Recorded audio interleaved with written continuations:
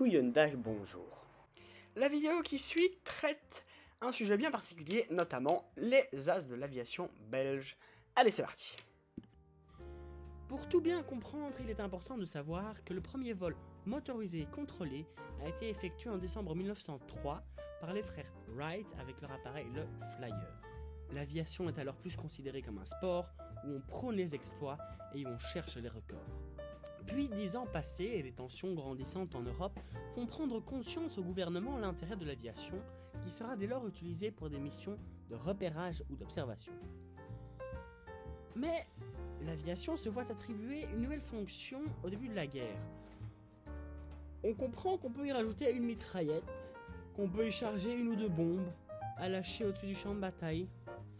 L'avion devient donc plus qu'une arme d'observation, mais aussi une arme de combat. Et selon Wikipédia, le premier combat aérien eut lieu pas loin de Reims en octobre 1914. Et est-ce un signe ou pas, c'est les Allemands qui ont perdu. Et cette victoire est assez significative de la situation des combats aériens au début de la guerre, car les Français dominèrent les Allemands. Et ce, grâce à une création assez ingénieuse de l'aviateur français, Roland Garros, qui, je le rappelle, était le premier à traverser la Méditerranée. Oui, le Roland Garros des terrains de tennis en terre battue avec Nadal et tout ça. C'est lui qui mettait en place un dispositif de tirer des balles de mitraillette à travers l'avion. Et sur sol, les Allemands se disent, on est légèrement dominé par les Français. Et le combat aérien étant une belle opportunité de surpasser l'adversaire, car c'est encore quelque chose d'assez récent, d'inconnu, d'assez nouveau, ils se disent, on va se mettre à jour. Et faites-leur confiance, vous connaissez les Allemands, pour le développement, surtout pendant la Deuxième Guerre mondiale, c'est pas un grand souci. Vous l'avez compris, les combats aériens évoluent et les talents de certains pilotes aussi. Certains sont moins bons, d'autres sont meilleurs. Et parmi les meilleurs, on retrouve notamment le français René Fonck et le baron rouge allemand, mieux connu sous le nom de Manfred von Richthofen. Mais bon, aujourd'hui on n'est pas là pour parler d'eux, on va parler des as de l'aviation belge. Alors c'est quoi un as? Au-delà d'être une carte du jeu de cartes, bien sûr. Un as de l'aviation est un statut qu'on obtient en principe au bout de 5 victoires en combat aérien et c'est en référence au nombre de signes sur la carte, sur l'as. Mais ce comptage, il ne prend pas en compte les victoires probables, non vérifiées, non confirmées, c'est-à-dire des victoires où il n'y avait pas les 2 témoins oculaires minimum requis.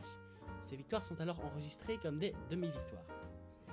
Après, il est difficile de comparer les scores d'un pays à l'autre, car les critères de comptage, le système, étaient assez différents les uns des autres. Par exemple, l'Angleterre et l'Allemagne. Et puis bon, pour la France, leurs critères ont évolué entre la Première et la Deuxième Guerre mondiale.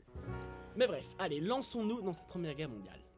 Le premier as belge de l'aviation en termes de victoire s'appelle Willy Coppens.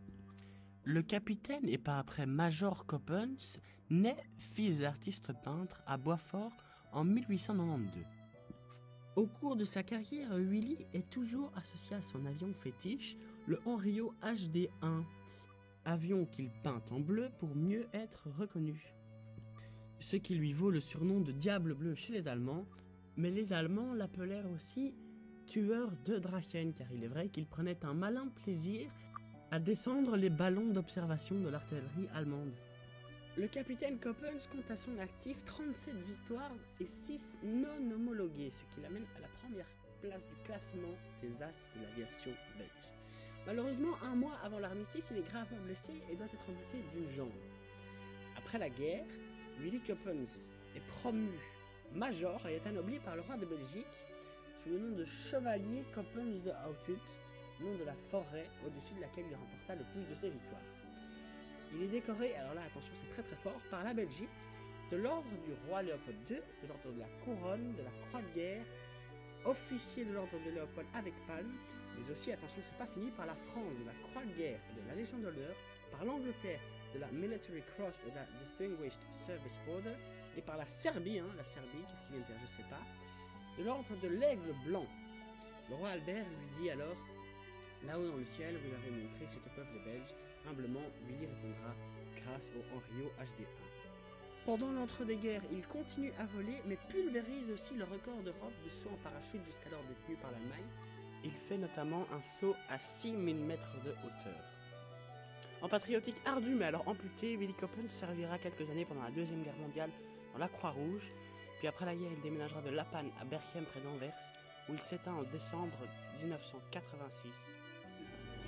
Au bouton, au bout du fil électrique, parce que malgré ça, il a poussé son bouton au moment où le ballon... Laissez-moi vous présenter le deuxième as de l'aviation belge, celui qui remporte donc la médaille d'argent concernant le nombre de victoires en combat aérien. En fils de brasseur puis devenu sénateur, André de Meulemeister naît en décembre 1894 à Bruges. Il s'engage dans l'aviation au début de la Première Guerre mondiale et en octobre 1916, il est affecté à la première escadrille de chasse comme pilote sur un Nieuport 23 jaune. En février 1917, il remporte sa première victoire, mais celle-ci ne peut lui être homologuée faute de témoins oculaires. Il doit attendre fin avril pour être à nouveau victorieux et officiellement ouvrir son tableau de chasse. En novembre de la même année, alors qu'il avait remporté 6 victoires, il s'en attribue 9 de plus, et pour ce qui est de ses autres victoires, il les remportera sur d'autres appareils, dont notamment le Antrio HD1. Et l'histoire veut qu'il ne manqua pas de prendre avec lui, à certaines sorties, son chien chihuahua nommé Stabilo. Il est quand même important de préciser qu'André fut blessé pendant la guerre 2 fois.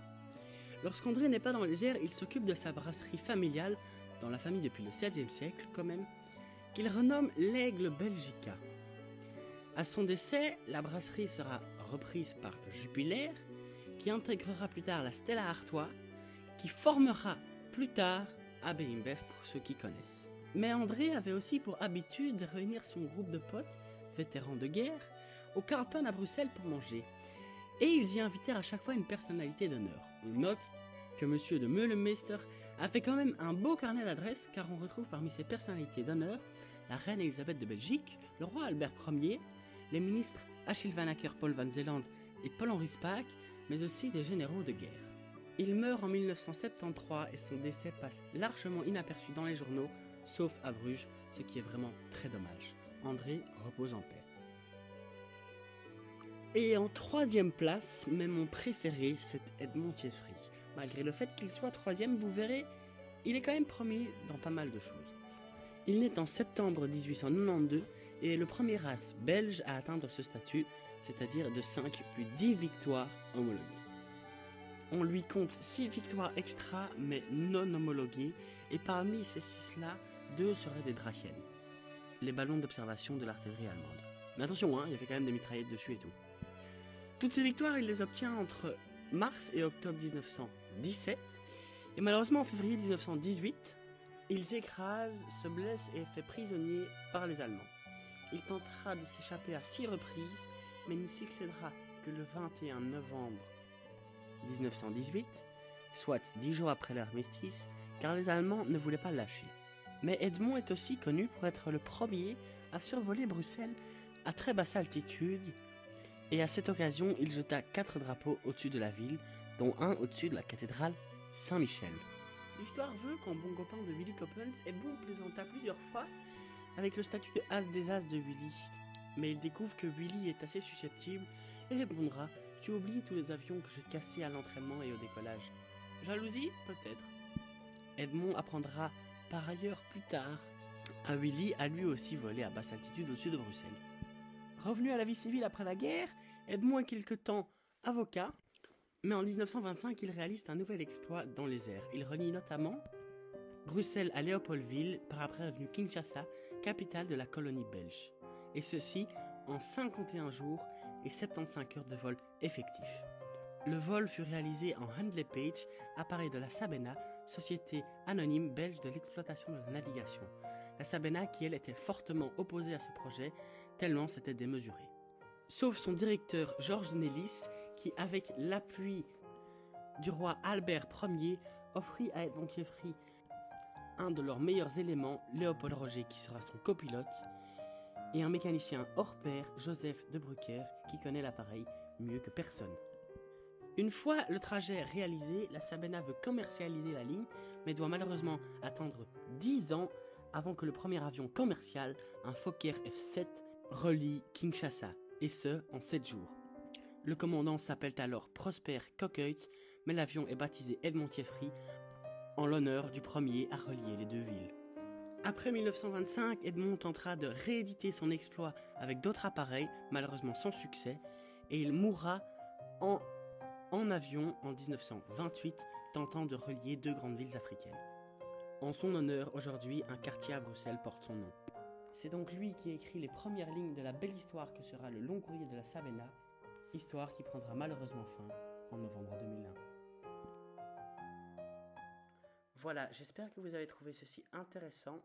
De base, moi je suis un passionné d'avions commerciaux, mais je trouvais cette histoire très intéressante et souhaitais la partager avec vous. N'hésitez pas à dire en commentaire où sont les points négatifs comme positifs, qu'est-ce qu'il faut améliorer, et je vous dis à bientôt.